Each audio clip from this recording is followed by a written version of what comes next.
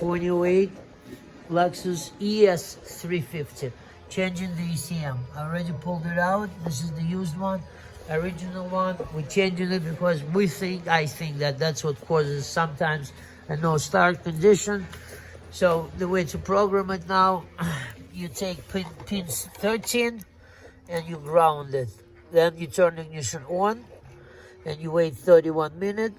Then you turn ignition off, pull the pin and start the vehicle normal. Usually it's pink,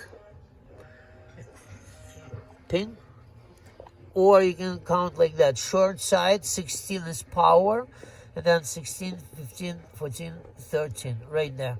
And in front of it, cross there, it's it's the ground, okay? So 30 minutes after, turn ignition off, pull the jumper, start it up, and see if it starts. Please subscribe.